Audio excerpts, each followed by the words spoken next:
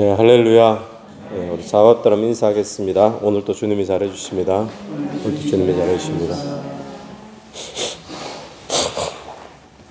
예, 오늘 앞부분은 금식에 대한 이야기가 먼저 나오고 있습니다. 요한의 제자들이 예수님께 와서 우리와 바리새인들은 금식하는데 왜 예수의 제자들은 금식을 하지 않느냐, 그렇게 이야기를 하고 있습니다. 금식은 사람에게 보이려고 하는 것이 아니죠. 금식은 나와 하나님 사이에 하나님 앞에서 하는 것이 이제 금식입니다. 사실 모든 신앙생활이 다 그런 거죠. 하나님 앞에서 하는 거지 사람이 알아주고 또 못 알아주고 이런 차원이 아닙니다. 근데 오늘 이제 문제는 무엇인가 하면, 나는 금식하는데 당신은 왜 금식하지 않느냐, 지금 이런 이야기거든요. 나는 열심히 봉사하는데 당신은 왜 봉사하지 않느냐, 나는 철학기도 하는데 당신은 왜 철학기도 않느냐. 그러니까 지금 요한의 제자들은 금식하면서 다른 사람을 지금 비판하고 있는 거예요. 그러니까 이 금식이 제대로 된 금식이라고 할 수가 있겠습니까? 이 금식이 원래 의도는 좋은 의도겠죠. 하나님 앞에 신앙이 바로 서고 또 하나님 앞에 또 내가 기도하고 이런 건데, 근데 이게 금식이라는 자체가 껍데기만 지금 남아있는 겁니다. 형식만 남아있고 전통만 남아있고. 근데 금식뿐만 아니라 모든 신앙의 행위가 그 본래의 의도대로 진행이 되는 것이 중요한데, 다시 말하면 신앙의 모든 행위는 하나님 앞에서 하는 것이 중요한데, 그 의도는 없어져 버리고 나중에 보니까 세월이 지나면서 이게 껍데기만 전통으로 남아있는 그런 모습을 우리가 보게 되어지는 겁니다. 거기에 대해서 주님의 대답은 15절 말씀입니다. 15절 한번 보십시오. 예수께서 그들에게 이르시되 혼인집 손님들이 신랑과 함께 있을 동안에 슬퍼할 수 있느냐. 그러나 신랑이 빼앗길 날이 이르리니 그때에는 금식할 것이니라. 주님은 이 금식을 부인하시는 이야기가 아니고 금식할 때가 있고 금식 안 할 때가 있다라는 것을 이야기를 하고 있습니다.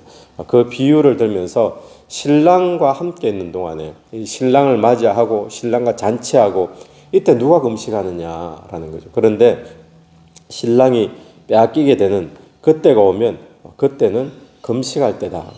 신앙생활이 우리가 보면 늘 막 울고 막 애통하고, 옛날에 그런 신앙들 우리가 많이 보잖아요. 교회만 나오면 늘 울고 마음 아파하고, 또 근데 예수의 십자가를 생각하면서 또 울고 막 같이 함께 막 그 슬픔을 막 나누는.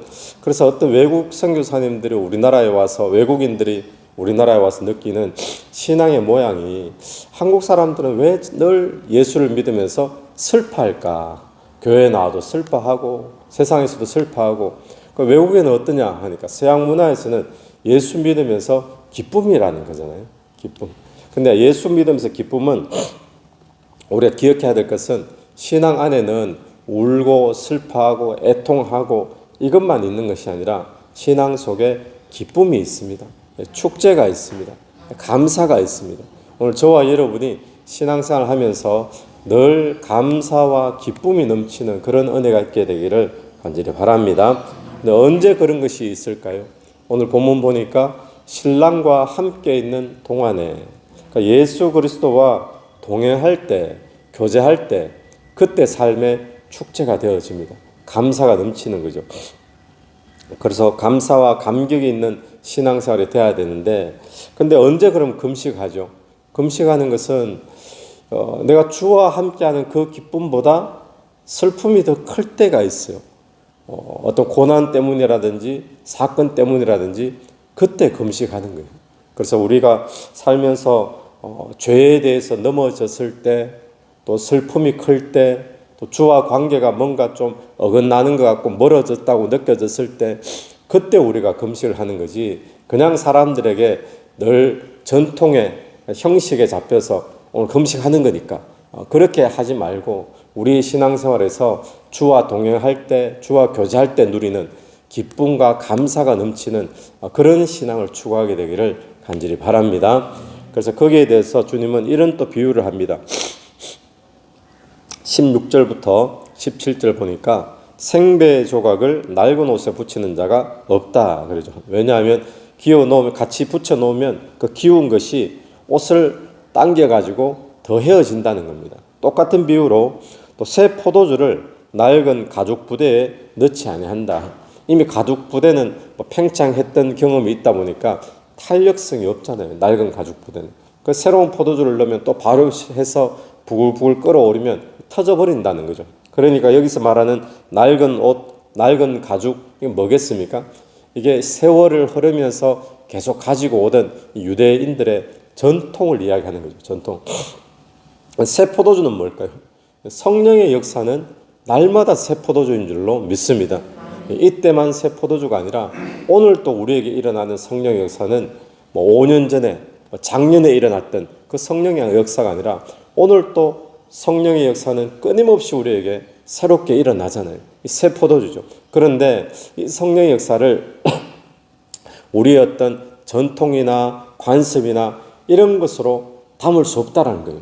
그러니까 우리가 성령의 역사에 대해서 오픈하고 열어놓고 성령께서 나에게 마음껏 역사하시도록 그렇게 나가는 것이 중요한데 신앙의 본질이 중요한 건데 전통이라는 것에 묶여서 성령의 역사가 제한되지 않도록 주님은 그런 류의 이야기를 우리에게 하고 있는 겁니다. 오늘 저와 여러분이 성령이 역사하시면 삶이 축제가 되어지고 감사와 감격이 넘치는 그런 은혜가 있을 줄로 믿습니다. 그러고 난 뒤에 18절부터 말씀에는 예수께서 이 말씀을 하실 때에 한 관리가 와서 절하며 이르되 내 딸이 방금 죽었사오나 오셔서 그 몸에 손을 얹어 주소서 그러면 살아나겠나이다. 이 한 관리 이렇게 나옵니다. 한 관리. 근데 여기서는 이 관리인데 여기에 대한 이야기가 마가복음에 자세하게 나와 있는데 이 관리는 야이로입니다. 야이로는 회당장 이렇게 나오거든요. 이 관리가 그냥 하급 심부름이나 하는 그런 관리가 아니라 고급 관리를 이야기합니다. 이 회당장은 뭐 하는 사람이죠?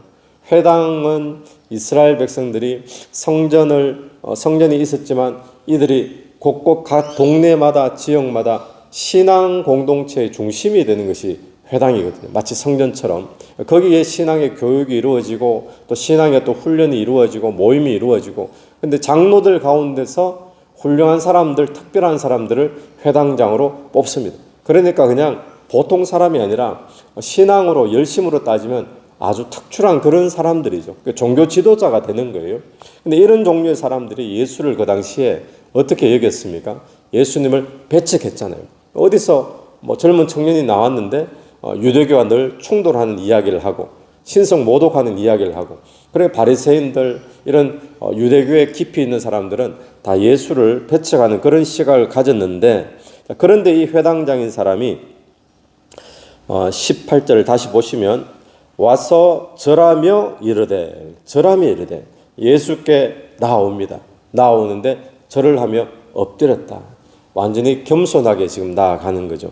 그러면 이렇게 생각해 볼 수 있습니다. 예수에 대해서 배척하고 또 예수를 비판적인 시각을 가진 사람인데 무엇이 그로 하여금 예수 앞에 나와서 바짝 엎드리게 만들었는가? 무엇이 그렇게 만들었을까요? 딸의 죽음이죠. 딸의 죽음. 사람은 죽음 앞에는 정말 무력하다라는 것을 우리는 느끼잖아요. 죽음 앞에서는 지위도 힘을 못 씁니다. 권세도 재물도 내가 가지고 있는 권력도 어떤 것도 죽음 앞에서는 내가 할 수 있는 게 아무것도 없죠. 여러분 오늘 우리가 살면서 어떤 고난을 만났을 때 어떤 일을 만났을 때 그래서 내가 할 수 있는 것 아무것도 없다라고 느낄 때 우리가 자녀가 죽었을 때 지금 그렇잖아요. 지금 이 회당장 야이로는. 근데 우리도 보면 자녀의 어떤 사춘기 앞에서 내가 할 수 있는 것 아무것도 없음을 느낄 때 그때 우리는 뭘 해야 될 때일까요? 주님 앞에 나와서 엎드려야 될 때인 줄로 믿습니다. 오늘 회당장 야이로가 주님 앞에 나와 엎드렸던 이유는 바로 그 자녀의 죽음 앞이었다는 것을 기억하면서 우리가 팬데믹 상황에 내가 할 수 있는 것 아무것도 없을 때 또 앞으로도 어떤 일이 벌어져서 정말 나는 무력하구나. 내가 할 수 있는 것이 아무것도 없구나. 가족의 일 때문이든지 사업의 일 때문이든지 그럴 때 자존심 내려놓고 또 내가 가지고 있는 지위 내려놓고 주님 앞에 나와서 엎드리는 그런 은혜가 저와 여러분에게 있게 되기를 간절히 바랍니다. 근데 그가 나오면서 이런 믿음이 있었어요. 참 대단한 믿음이죠. 내 딸이 방금 죽었사오나 오셔서 그 몸에 손을 얹어 주소서. 그러면 살아나겠나이다. 어떤 믿음이죠?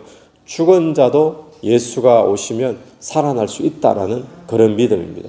그러니까 이 해당장 야이로로 하여금, 야이로에게는 어떤 믿음이 있었는가 하면 정말 절박한 믿음이 있었어요. 절박한 믿음. 자기 지위도 다 내려놓을 만큼의 절박한 믿음. 오늘 우리가 그 믿음이 있게 되길 간절히 바랍니다. 되면 되고 말면 말고 한번 나가볼까 나가지 말까 이런 믿음이 아니라 하나님 앞에 나아가되 정말 절박한 믿음.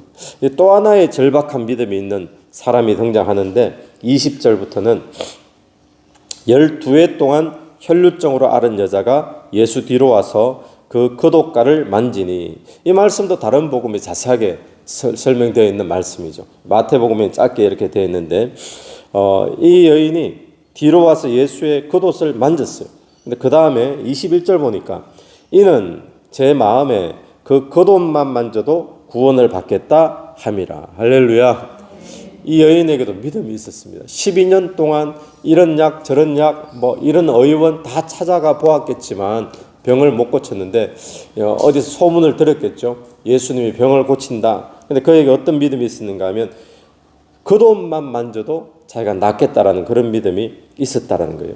여러분, 신앙은 그래서 이 여인이 뒤에 가서 손을 뻗어서 겉옷을 만졌는데 낫게 되잖아요. 신앙은 무엇인가 하면 신앙은 주께서 만져주시기를 그냥 마냥 기다리는 것이 믿음이 아닙니다. 오늘 이 여인의 믿음을 보면 손을 내밀어서 주를 만지는 그런 믿음이, 그런 신앙의 모습이 있었잖아요. 성경에 이런 말씀이 있죠.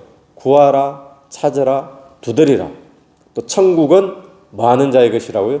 침노하는 자의 것이다. 오늘 그런 은혜가 있게 되길 바랍니다. 문제가 있으면 주님 앞에 나와서 손을 뻗어야 됩니다. 주님을 만져야 되죠. 그래서 오늘 우리에게 손을 뻗어서 주님을 만지는 신앙, 또 주께로부터 은혜 입기를 정말 간절히 사모하여서 주님 앞에 기도의 자리에 나오는 것, 은혜 받기를 간절히 사모하면서 예배의 자리에 나오는 것. 오늘 이 여인이 손을 뻗어서 주의 옷자락을 만지는 것이 바로 그런 모습 아닙니까? 오늘 우리에게 그렇게 어떤 문제가 있다면, 나에게 어떤 어려움이 있다면 주님의 은혜 입기를 간절히 사모하는 마음으로 오늘 하루 기도하고 말씀 보고 주님 앞에 손을 뻗어서 주님을 만지는 그런 믿음의 신앙이 되기를 간절히 축원합니다. 같이 기도드리겠습니다. 하나님 아버지, 은혜를 감사합니다. 예수와 동행하고 또 예수와 교제하여서 내 삶이 언제나 축제가 또 감사와 기쁨이 넘치는 그런 신앙 되기를 간절히 원합니다. 오늘 하루도 주님과 동행하는 감격 있는 신앙 되게 인도하여 주시옵소서. 하나님, 나의 신앙이 되면 되고 말면 말고 그런 신앙이 아니라 하나님 앞에 절박한 어떤 믿음을 가지고 나아가는 신앙 되게 도와주시옵소서. 주님 앞에 손을 뻗어서 주님의 은혜 입기를 간절히 사모하는 마음으로 손을 뻗어 주의 옷자락을 만지는 이 여인의 심정처럼 오늘 또 주님을 찾고 구하고 또 주님 앞에 엎드리는 그런 믿음 허락하여 주시옵소서. 이 새벽에도 기도하며 나올 때 기도 속에 성령께서 역사해 주시기를 간절히 원하오며 예수님 이름으로 기도드립니다. 아멘. 오늘도 예수 이름으로 승리하시는 하루 되기를 바랍니다.